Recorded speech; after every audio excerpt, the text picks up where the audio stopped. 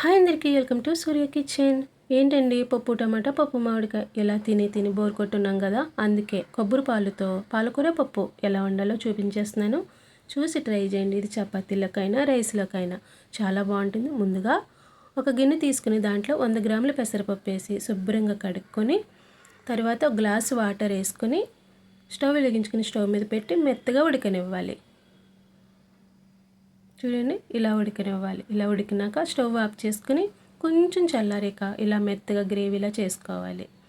ఇలా చేసుకున్న పక్కన పెట్టేసుకుని తర్వాత 2 కట్టలు పాలకూర, ఈ పాలకూరని శుభ్రంగా కడుక్కొని సన్నగా కట్ చేసుకోండి. ఇలా కట్ చేసుకున్న తర్వాత ఇది కూడా పక్కన పెట్టుకొని హాఫ్ చెక్కని ఇలా చిన్న ముక్కలుగా కట్ చేసి మిక్సీలో వేసుకుని కొద్దిగా వాటర్ వేసి మెత్తగా గ్రేవీలా చేసుకోవాలి.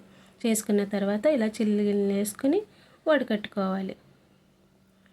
చిక్కగానే తీసుకోండి, ఎందుకంటే మరి పలసగా తీసుకుంటే పప్పు పలసగా అయిపోతుంది. అందుకని మనం పాలు చిక్కగానే తీసుకోవాలి. తర్వాత స్టవ్ వెలిగించుకుని ప్యానం పెట్టుకున్నాక 3 స్పూన్లు ఆయిల్ వేసుకోండి. 1/2 టీ స్పూన్ జీలకర్ర, 1/2 టీ స్పూన్ ఆవాలు, 3 పచ్చిమిర్చి పొడవుగా కట్ చేసుకోండి, 3 ఎండుమిరపకాయలు, 2 రెమ్మల కరివేపాకు వేసుకున్న తర్వాత ఈ కొంచెం వేగిన తర్వాత మనం ముందుగా కట్ చేసి పెట్టుకున్నాం కదా, ఆకుకూర కూడా వేసుకోవాలి. వేసుకొని బాగా కలుపుకొని మూత పెట్టుకుని 5 నిమిషాలు ఉడకనివ్వాలి.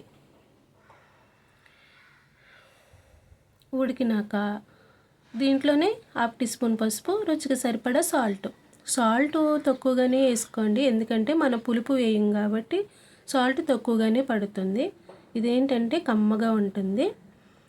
బాగా కలుపుకొని మూత పెట్టుకుని ఒక 10 నిమిషాలు ఉడకనివ్వండి. ఇలా ఉడికినాక మనం ముందుగా ఉడకపెట్టించుకున్న పెసరపప్పు ఉంది కదా, అది మొత్తం వేసుకోండి. ఇలా వేసుకున్న తర్వాత బాగా కలుపుకోవాలి. ఇలా కలుపుకున్న తర్వాత దీంట్లోనే 1 స్పూను ధనియాల పొడి వేసుకోవాలి.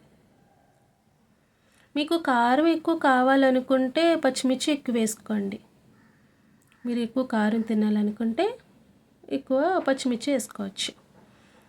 ఇలా కలుపుకొని కొంచెం ఉడికాక కొబ్బరి పాలు కూడా వేసుకోవాలి. ఇలా వేసుకుని బాగా కలుపుకోండి. కలుపుకున్నాక ఒక 10 నిమిషాలు ఉడకాలి. ఒక 10 నిమిషాలు ఉడికితే సరిపోతుంది. దీంట్లోనే కొద్దిగా కొత్తిమీర వేసుకున్న తర్వాత బౌల్లో తీసుకుందాం. చూడండి, మన పప్పు పాలకూర రెడీ.